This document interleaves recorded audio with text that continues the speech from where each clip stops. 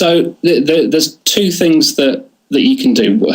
Actually, it comes back to one thing, is content. You've got to create really good content that people are going to be interested in. So a prime example, again, being flogged to death, but infographics. We started doing infographics 3 years ago, something like that.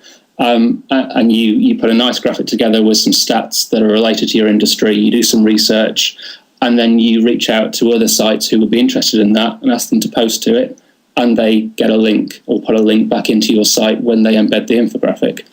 They're a bit old school now, and I constantly see marketers going, infographics, they're going to change your world, they're the answer to all of your business prayers, and that's just absolute crap. They've been done so much that they have to be a really good graphic, but there is still definitely a place for them, and they do definitely still work.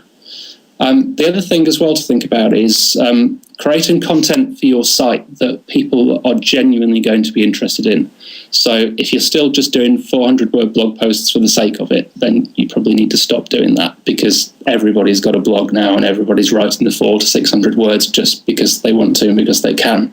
Think about creating really, really good assets. So, it could be a 2,000-word step-by-step guide or a 168-point guide to do this, that, or the other. But when you create it, don't just wait for people to come. Seed it on Twitter and Facebook and through all your social profiles, but also reach out to other site owners and say, look, hey, I'm in the same kind of industry as you. I created this. I think it's amazing. Do you want to either tweet it or do you want to mention it in the next time you do a weekly roundup, and just kind of build the relationships that way? Because if you're making really good content for your industry, people are going to notice, but they're only going to notice when you tell them about it. Does that make sense?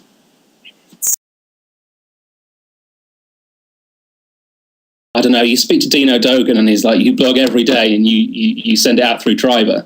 And, yes, to a point, Dino's right. But I think you blog consistently. So I don't blog anywhere near enough. I'll blog once every couple of months or something ridiculously low like that.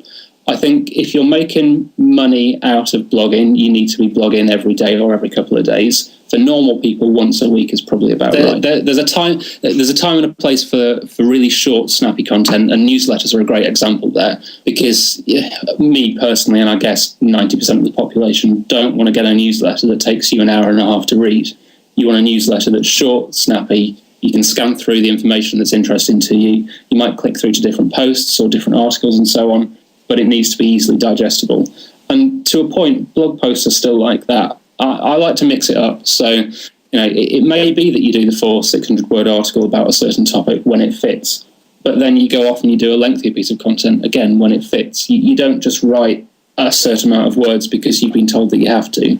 You work out what it is that your audience likes. You use your analytics, shock, horror, oh no. You look at the stats and you find out what people are reading, and you go with that, and you constantly play around and tweak and change what it is that you're doing. If you find that you're writing 3,000-word articles, they're getting 30,000 views, 100 links each, and everybody's tweeting it, then why wouldn't you keep doing those 3,000 words? But at the same time, if you're doing the 400 or 500-word articles, and again, you're getting the tweets and the referrals, and it's not taking up too much of your time, then that's fine too. It depends on the audience.